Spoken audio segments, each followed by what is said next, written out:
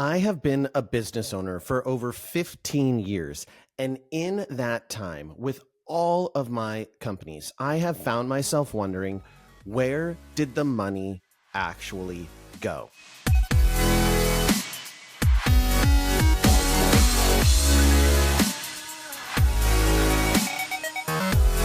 Hello, everyone, and welcome to another episode of the Cheer Biz Podcast. I'm your host, Dan Cotton, and today we are going to be talking about where does your money actually go? Now, if you're watching this live on YouTube, you probably can tell that I am not in my normal studio. I'm actually in Danielle's studio at the Full Out Cheer Podcast studio and recording there because I am at her gym doing some choreography, working with her teams, and having an absolutely great time. And I just had to record this episode for you. So we are going to dive right into it. But before we do, please make sure that you head on over to Cheer Gym Owners on Facebook and All-Star Cheer Coaches and Owners on Facebook and join both of those groups. And then my last suggestion for you, plea, whatever you want to call it, is if you have ever wanted to see my gym or learn directly from me or Shelly Shepard in a small group environment, you've got to sign up for our Cheer Biz Accelerator October 9th and 10th. It's going to be at my new facility in Tigard, Oregon. You'll be able to fly into PDX. It's a 2-day event. You're going to get a deep dive into some really impressive business concepts that you need to be knowing and implementing in your gym, as well as we are going to dive into your business, spotlight your business and the things that you can be doing to grow and get better, and leave you with legit strategies as you walk away from that 2-day event on how you can improve, scale, and grow your business. You're not going to want to miss this one. And there's only 20 seats and we have about 10 left. So you're going to want to make sure that you get signed up for that. You can do that by heading on over to cheerbizaccelerator.com or go to nextgenowners.com and follow the links there. But we can get you signed up for that event if you are a gym owner. This is only for gym owners at that event. All right, now let's get into it. Where does your money actually go? So many years ago, before I had really embarked down this business learning journey, and even for a little bit afterwards, as I tried to square things away, it probably took about 3 years. There were so many times that in the month, particularly of like late February, early March, April, basically end of season, that Tori and I would be looking at each other and going, where did all the money go? Like, how did we end up here? How are we so behind financially in the business? And it was always exhausting. It was such a stressful time. And it's stressful because it's the end of the season and you're worried about what kids are coming back and you're worried about how you're going to do at the end of season events and all of those different stressors. And then to add money on top of it was just absolutely exhausting. And even within my own other companies, like within Dream Camps, you know, there are many a times I've thought this as we get towards the end of the summer and I'm paying off invoices. In fact, this happened to me last year where I got to a point where I went, oh my gosh, where'd the money go? And I had to do a really big deep dive into this because my projections were off. My profit margins weren't what I thought they were going to be. And I had to really look into where I had made some mistakes, and I'd made some pretty big ones. Now, they were kind of long-term plays and investments, but it potentially put me in a really bad spot. And I was able to work my way out of it and we were fine, but it was still a very, very stressful time. It is completely possible. In fact, there was a particular situation in our gym career where we felt basically full. Like we had bigger class numbers than we ever had. In fact, we were opening new classes because we had all these wait lists and things were huge, but we still weren't making good revenue. And we were going, or good profits really. And we were wondering, what the heck is going on? Why are we adding more classes, but it seems like we're losing money? And I'll dive into what happened there a little bit later in the episode, but it was really stressful and we had to figure out where our money was going. So, number one is you need to remember that revenue and profit are very, very different things. So, gross revenue is awesome. It is super sexy. It's cool to talk about. It's big numbers and it's really exciting. So, for me, I can throw out big numbers of, we're grossing over $1 million a year. In fact, we do almost 1.5 million. And that is a big deal. It is rare, especially in the cheer industry, for gyms to be at that level. But you can be grossing millions of dollars and not profiting anything. If you've ever watched Shark Tank and you've watched these entrepreneurs come out and they're pitching and they're like, oh, wow, tell me what sales are. And they're like, last year we did, $2.5 million. And you're like sitting there going, oh my gosh, you did $2.5 million selling this tiny little widget? That's amazing. And then the next question they always ask, and what is your projected profit this year? And they go, well, we're not net profit. We're not profitable yet. And then they go, okay, well, what are your projected losses? And they'll be like, projected losses are, $750K. And you're like, wait, you profit or you grossed $2.5 million and your losses are going to be $750K. Holy moly, that is crazy. And so it is entirely possible to be grossing incredibly high amounts of money and not netting anything. So that can actually be a very dangerous trap to just focus on what your gross revenue is, because it feels really good. It's absolutely awesome, but it's not actually looking at the true health of your business.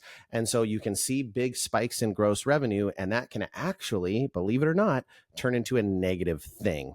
So high numbers of membership or enrollment can even be misleading, because as you increase your enrollment, you are actually going to have an increase in expense. You're going to have more payroll. You're going to need to bring on a larger team. You might start to invest in more front of house employees or more back end employees who are handling registration systems. As you delegate and grow and scale, you have more and more employees, and more employees means higher and higher payroll. And so if you don't actually know exactly the amount of net revenue that comes into the gym that you actually keep, that you don't put out per client, you are potentially running a fool's errand on maybe you don't need to grow. This is something that someone I know in the fitness world talks about a lot, where they say, look, we've found that like 150 members in your fitness gym at this price point is, generally speaking, like the magic number. It's highly profitable. You're not losing money. You're not spending too much money on employees. And if you're charging this amount and your net profits are this amount per person, then 150 is kind of like that perfect balance. Now, I'm not saying that's the answer for your cheer gym, because it's not, but you oftentimes need to look at, what does that membership base look like, and how does that translate into where is my magic number? Where am I the most profitable?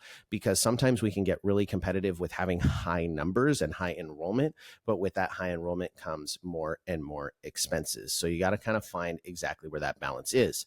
So 100 kids at $150 a month may sound really, really great, but the reality is that 100 kids at $150 a month, if you're staffing that and you are $150 a month for those 100 kids, but you're staffing it with 20 employees between those 150 kids, or you're staffing it with 5 employees who are on a $5,000 a month salary, and that's all they do, you are now very quickly spending a large amount of money on that payroll. And then after you factor in rent and other expenses, before you know it, those 150 kids or those 100 kids haven't made you any money. You haven't actually kept any of it. You've just brought it in to sustain the business. And we want to actually be growing the business. So we've got to really know those numbers. And I talk a lot more about this in Charge What You're Worth. So you actually know what your numbers are. You actually set your profit correctly, but you need to make sure that you're staying on top of those things so you know where your money is actually going. You need to know what your biggest expenses are, and you need to know exactly what they are. This is something that I talk to owners about a lot, where I say, what's your monthly expenses? And they're like, oh, it's around this. Well, I know that monthly expenses can vary, which is why we have our fixed expenses and our variable expenses, but you should have a pretty darn good idea of what your monthly expenses are, especially when you're looking at what is your facility costing you? What is the rent, utilities, insurance, maintenance? What do you have set aside each month for that? What do you have set aside for payroll between your salaried staff, your hourly coaches, administrative help, and any of their benefits? You want to make sure you're factoring those in as well. You need to know what your all-star expenses are. So you need to know what on average you're spending every month in all-star expenses between uniforms, competitions fees, music, choreography, camps, clinics, etc. And you need to know what is your cost of goods sold for any merchandise? What are you spending to then sell things? And what is your spoilage? How often are you buying items that you're paying for that you're then not selling? So this is something that I encounter a lot with dream camps, because we have to buy a stock. And so we buy and forecast, and we don't actually know if we're going to sell every single thing. Now, we can oftentimes sell things the next year, but the more themed it is, the harder it is to sell the next year, which is why we've gone to some more generalized like designs, so we don't end up losing out on that revenue eventually. But you're playing a long game. I don't know a single gym owner who has purchased items and not had those extra items that are still sitting on a rack 2 years later, wondering how am I going to sell these, or when am I going to actually make some money off of these items? So you need to make sure that you're tracking all of those things and you know what your biggest expenses are. Now, generally speaking, in the cheer and gymnastics industry, our rent is one of our biggest expenses, or our payroll. So like for me, my rent is my biggest expense because I'm in a very large building, as well as I'm in a major metroplex. However, someone like Danielle, who owns her facility, their rent or their mortgage is lower than their payroll is, because they got a great deal at a great time. And so it works out really well for them. So I know a number of gyms that their rent is actually lower than their payroll. It can be either or. They don't always have to. There's not necessarily one is better than the other. Although if I could have lower rent, I would have lower rent and a higher payroll personally, because when I'm paying payroll, I'm paying people I care for, and I'm improving their life. So I'd rather be able to pay my employees more and pay less in rent. If I could just have a perfect world, I'm not at that point yet. We just moved into a much larger facility and the rent is astronomical, which I've talked about on other episodes. But you need to know what your biggest expenses are and what they are, so you can be fully prepared for each month, and knowing those numbers, and then knowing, this is what I need to bring in. That helps you forecast for those things. Now, the next thing you need to know after you know your biggest expenses is you need to be aware of the hidden costs. And these are something that are really easy to miss, hence being hidden costs. They're very, very simple things that we can burn ourselves on. So if we are running our gym, we need to realize that we're going to have to replace equipment. You buy equipment and that's great. And you may finance it or you may buy it outright. I recommend just buying it outright if you can, or you find it used. I was just recently at a gym where they did everything used. I was like, man, you have so many mats. And she goes, well, anytime there's a mat that I can get for less than $300, I generally try and buy it. So I'm always on Facebook Marketplace looking. And she said she's not doing it as much anymore. But man, she had so many mats for her tiny little gym. I mean, she had one spring floor. I think it was a 7-panel spring floor, a spring tumble strip, and then some air tracks and mats galore. And you could run some really, really good classes with that. I've actually been at 2 small gyms that had tons of mats and they got really great deals on them. But you're going to have to replace equipment. There's wear and tear. Equipment's going to break down. Things are going to tear. You're going to have to get new stuff, or you're going to have to do maintenance on it to make sure that it stays in good working order. A lot of people don't factor that into their annual budget. You need to know what subscriptions you're paying for. The amount of things that I have as a business subscribed to, whether it be way back in the day, a poster my wall subscription, I have my Canva subscription. I have all these different subscriptions that get billed every single month or every single year. And because they're smart businesses, they want that monthly reoccurring revenue. They make the amount a low enough dollar value that I'm not feeling it every single month. But before you know it, that $30, $50, $25, $100, all of those different subscriptions that get billed you every month start to add up really quick. And the next thing you know, you could have $2,000 or $3,000 or $4,000 in subscriptions that you barely use that you're getting billed every single month. Or every single year. So you need to make sure that you're staying on top of those things. I think it's really, really good to do a every 3-month audit of your bank account and just make sure that you're tracking all of those reoccurring subscriptions and seeing, what money went out, where'd it go, what am I paying for, and am I still using this thing? Another one would be new equipment. The amount of people that buy new equipment that then go, oops, this new equipment didn't actually make me any money is pretty high. Now, do I love equipment? Yes, absolutely. Am I a simp for the T trainer? Yes, I am. I love that thing. That thing is so cool. I absolutely love the T trainer. Would I buy 5 of them if budget was not an issue? Yes. Do I actually own 5 between Dream Camps and ODT? Yes, I think I do. They're awesome, right? But buying that new piece of equipment is rarely going to turn into new clients for you. The amount of clients that are coming in, especially brand new people to Cheer, when you go, look, we have this T trainer, they don't know the difference. And I ran tumbling classes for years in my younger days with very few mats. When I was in college, at the first gym I ever worked at, we had a tumble track, we had 2 panel mats, we had 1 cheese mat, and we had, I think, 1 8-incher. That was it. That was all we had. And I took kids all the way through double fulls and whip doubles and standing fulls just with that equipment. Now, could I have been more efficient if I had more equipment? Absolutely. But you, again, need to do the numbers. You need to make sure that you can actually afford that equipment. If you're not budgeting for it effectively, you're not saying, hey, every month we're setting aside $500 to go towards equipment purchase at the end of the year, then you're potentially setting yourself up for a mistake there. So we want to make sure that we're staying on top of those things. And then one of the last hidden cost things that I want to talk about here is extra practices. If you are allowing coaches to call extra practices all the time, then that is a hidden cost, especially if they're an hourly employee. There was one point in time where I was talking to a gym owner who paid all of her staff hourly, and they were paid a decent hourly rate. It wasn't anything crazy or wasn't anything super low for her all-star coaches. And she was like, yeah, they call extra practices all the time.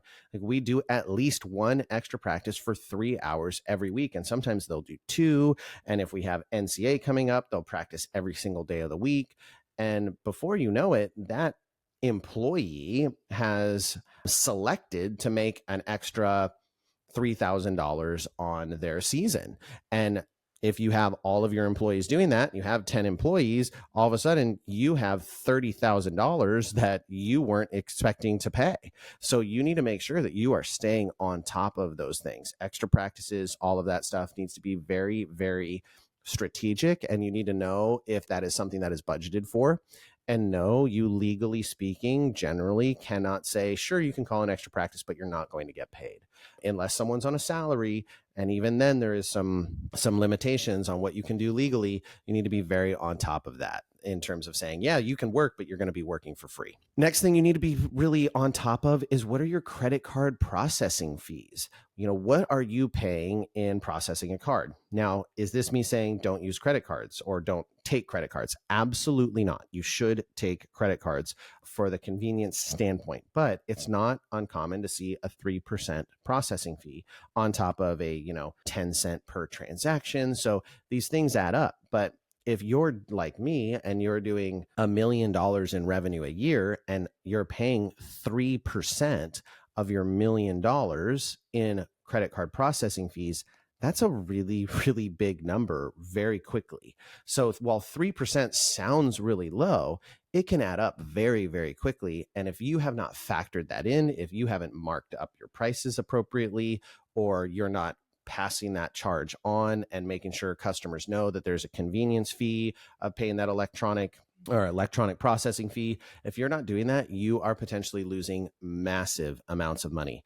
I remember the very first time we looked at this way back in the day, we saw that we had paid almost $28,000 in credit card processing fees, and we weren't even factoring it in. So that was 28 grand that we were not bringing into the business, because we're just looking at, well, this is what we charge and this is how many people we have, and this time this equals this. But there was actually the failure to take out that 3%. And that very quickly put us into a bind where $28,000 at that point in time in our business would have been a windfall. We would have been crushing it and not stressed out at all. You need to look at what you're paying out in refunds and scholarships or comped classes. I recently did an episode where I talked about scholarships. I'm not a fan of them. Are you giving a lot of refunds? Am I saying don't give refunds? No, but there's something you need to factor in because they're going to be a cost that exists. And what are you paying for staff training, and or do you have a high staff turnover? Because hiring every employee has an expense. And that's not me saying don't hire an employee. That's me saying you need to know, what does it cost for me to interview, hire, onboard, train, and implement a new employee into my gym? And it's probably in the ballpark of anywhere from $800 if you don't do a lot of training to $1,500 to $2,500 to bring on a new employee in your cheer gym. So there is an expense there, and you need to know what that expense is, and you need to know how long it's going to take you to get a return on your investment. This is why I previously talked about I'm typically slow to hire and I try to be quick to fire or let go, because once I know that I'm not going to be getting my return on investment from this person, and I'm going to have to invest a lot more time and money and energy into this person to even get them to a point where it's worth having them, it's probably time to let them go. I want to talk really quickly because we've talked all about these things of like, where does the money go? And what tends to happen in these circumstances is the first person to get money taken away is not the employees, which it shouldn't be. It's not the rent not getting paid. It's the owner not paying themselves. This is what we call the owner pay trap. So you think that you are not running your business correctly, or money's tight. So the first thing you need to do is not pay yourself. And while I think there are absolutely times where this does make sense, there have been times where I have said, you know what? I can delay my payment. I can delay my profit distribution here. I don't need to take that right now until this, and this is figured out and we know exactly what our numbers are. A lot of gym owners don't pay themselves at all. And it's because they fail to budget for it. So what I want you to do is I want to make sure that you as a gym owner, when you're setting your prices, your payroll is factored into the expenses. You need to set your expenses. And if you follow the charge what you're worth framework and you follow the calculator that I built, I talk about this, but you put that in your operating, like in your expenses, know what your owner pay is and put that in there. So when you're factoring in what you should be charging for tuition, for classes and all stars and all those other things, your pay is considered into that. So you've got to make sure that you're factoring that in from the beginning. It is so important because you will oftentimes pay yourselves last, which I get it. I think it is oftentimes the right thing to do, and you're a giving person. This is what we do as gym owners. We invest in our kids and in our gym, but you need to make sure that you're getting compensated. For the least of which being, you will never be able to replace yourself if you don't have a budget to pay someone to do the things that you are already doing. So if nothing else, you need to make sure that you're factoring that in so you can eventually hire someone to be that all-star director, hire someone to do that marketing, hire someone to do those things, and you've already budgeted for those things. So you need to make sure that you've factored that in. Another great way to do this is to make sure that you are following the Profit First framework. If you don't know how to use Profit First, there is an amazing book that goes all the way through it. If you want further help, it is something that we teach our clients to do with next generation gym owners. So if you want to learn more about Profit First, read the book by Daniel Makowitz. I don't know how to say his last name. If you Google Profit First or Amazon search it, you will find it. Implement that within your business. It makes a huge difference. And a lot of people start seeing themselves able to take their first paycheck once they implement Profit First. You need to make sure that you are staying on top of all of this. So these are some of the things that you can do right away. You can run a P&L and examine the percentages. Look at your P&L. Now, I think P&Ls are great, but I don't think they always capture every single thing. You can do monthly budgeting check-ins. So you should know what your monthly budget is for your various expenses. You need to evaluate your ROI on every single product that you are selling. And you should be building some sort of a rainy day fund. Now, I don't know that you need a crazy, huge rainy day fund. If I built a rainy day fund right now to run my business without bringing in any revenue for 3 to 6 months, I'd have to put away almost $500,000 in a savings account because of what my rent is and what my payroll is. Like, I haven't actually run that number, but it'd be pretty darn high. I think it'd be pretty close to $500,000 if I was doing 6 months of expenses. Now, depending on what your expenses are, though, you may be able to set aside 6 months of a rainy day fund, which is amazing. That's fantastic. You also need to work on shifting your mindset. This is the biggest limiter I see for gym owners in this position, which is we spend so much time just comparing enrollment numbers and competition success numbers and all of those things, all these things that don't truly matter to our net revenue against all of our competitors. We go, oh, they have 700 kids. Man, I wish that. I can remember way back in the day when we were small and we were still growing, and not that we're huge right now, but when we were still growing, I remember comparing myself to a gym in California that was buying locations and spreading like wildfire. And they had a picture of one of their gym like events where they all went to camp, and they had like 1,800 kids in the picture. And I was like, oh my gosh, that is so cool. I'm so jealous of that. Now, where that gym is now is I think they have one location, maybe two, and that basically didn't last. And so I was comparing myself to something and jealous of something that I didn't even fully understand. And while, yes, we all dream of, the 1,000 kids and all of that stuff, or I don't know about we all, but a lot of us do, that may not actually be the route to success for you. The reality is, I hear this all the time from gym owners, and I talk about it in the book. I charge this because everyone around us charges X. We're on par with what everyone else charges, or we're around the same price. And while I think you need to be conscientious of those things, at the end of the day, I don't care what my competitor charges. I care what I'm charging, and does what I'm charging align with the value that I deliver to my clients and what I need to charge to stay in business. And ultimately, those are the two most important things. Am I delivering on the value I say I'm going to deliver on? And am I charging enough to maintain my company, maintain my business, and grow? So as you leave the episode, I want to give you guys some homework. Number one, I want you to pull your last 3 months of bank statements, and I want you to go through them in detail. I want you to look for those unforeseen expenses, those subscriptions that you didn't think you were paying for. I want you to be on top of that and see where you can trim expenses. Now, I don't always want you to cut, and I'm going to be shameless here. Oftentimes, accountants will talk to our clients and say, what are you paying this money for this next generation gym owners thing? Don't cut things that cost you money, but make you money. Okay. On average, my clients make an extra 100K in the first year of getting coached by me. So I don't recommend cutting things that bring in money. So if I'm looking at that, I'm not going to cut Canva. I use Canva. I'm not going to cut my website expenses. I need my website. But I might cut the video game I accidentally had my kids subscribe to on the gym iPad. I'm going to potentially cut an old subscription to Poster My Wall or some service that I don't use anymore. Be strategic about it. Make sure you're looking at cutting the things that you can cut. Also look at overages, things that you weren't expecting, unforeseen expenses, and start to build a pattern of how many unforeseen expenses do we have each year. Identify 3 areas on that account, on your bank account, that you can improve upon or that you can trim. What can you do better? And then leaving the episode, I want you to commit to a financial cadence check-in. I think you should be looking at it monthly.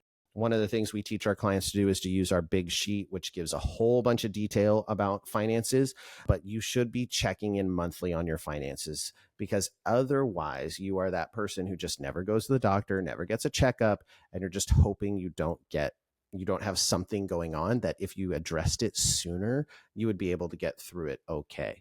So we don't want to be playing the ignorance is bliss game, especially with our finances within our business. All right, everyone, I hope you enjoyed this episode. I know it was a bit of a longer one, but it was a really important one to talk about. I appreciate you joining me. And with that, we will catch you on the next episode.